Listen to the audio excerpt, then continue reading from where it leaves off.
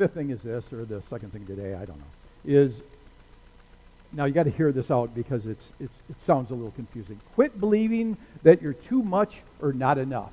Now you got to hear this one. Quit believing you're too much or not enough. And we can believe both of those things at the same time. And here's what I mean by this. Now listen, here's what I mean by this. One minute we believe that we're taking up too much space, we're too emotional, we're too talkative, we're too awkward, we're too uninformed, and then the next breath we'll think we're too quiet, too uninvolved. And we think to ourselves, if I could just strike the right balance, then we'll be worthy of love and belongings and acceptance. I sat in college, and my wife will tell you this is the absolute truth. I sat in college and worried that someday they would realize I don't belong there and they would kick me out. I was going to be a pastor, and I did not feel that fit the role that other students walked around. They had briefcases and looked real formal and fancy and wore ties, and I wouldn't do it. And I thought to myself, they knew Scripture. Like they could, I love when somebody comes up to me and says, I'm just making one up, Ephesians 4:20. And they think that I know that right off my mind. Well, a lot of these kids did. I don't.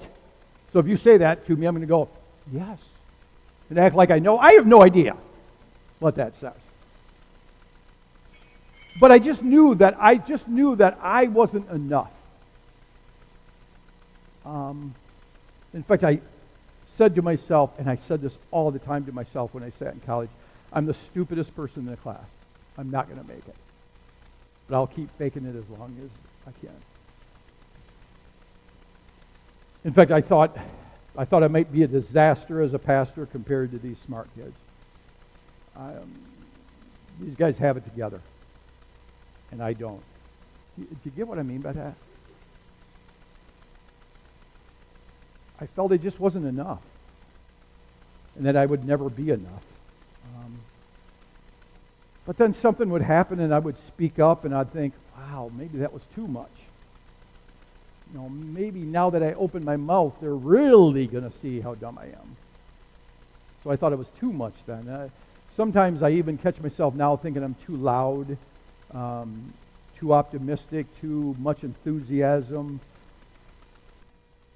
And I think if I just get the right balance, well, balance doesn't come easy for me.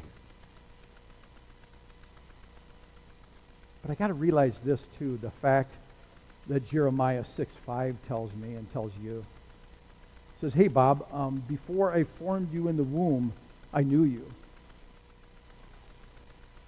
Before you were born, here's the deal, Bob, I set you apart. I made you exactly how I want you to be.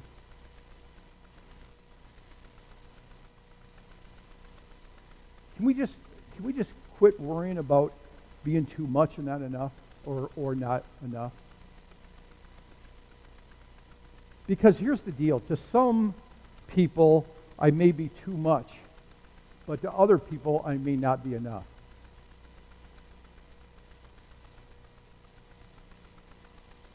But here's the deal. To my misfits, my tribe, my friends, I'm good, just as I am. And know what? You guys have shown me that. I tell people all the time about this place. I say, you won't believe this. This is the best thing I ever did in my whole life. I'm glad that I'm good just as I am. The voice of shame is the one trying to keep you from being you, from being the you that God made you to be. That's the voice of shame. The enemy of your soul, he whispers or he shouts to you, you're not enough who you are. Quit being so loud. I get told that a lot. But the best and most joyful people I know have quit trying to be perfect and right for everybody. And they just say, I'll be perfect and right to people that are going to accept me, love me as I am. Does that make sense? And if it doesn't work for you, sorry. As sorry, not sorry, or whatever that line is. I decided to stop trying to be what others expect or want of me,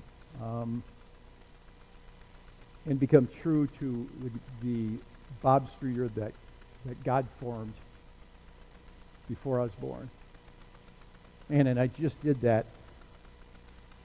I just did that maybe in the last 5 years that I really did that. That I finally said, I'm going to be Bob Streeter. And some people are going to like that person and some aren't, but that's okay. It used to drive me crazy, bless you, if somebody didn't like me. Like, I would try to figure out why they didn't like me. Like, now I say, man, they don't like me. Okay, that's life. And I think there's a reason it's in the last 5 years. I want to say it again. It's because of you guys that don't come in expecting something I'm not. And I thank you. And I love you guys for that. I pull up to this place every week and I just smile. I get happier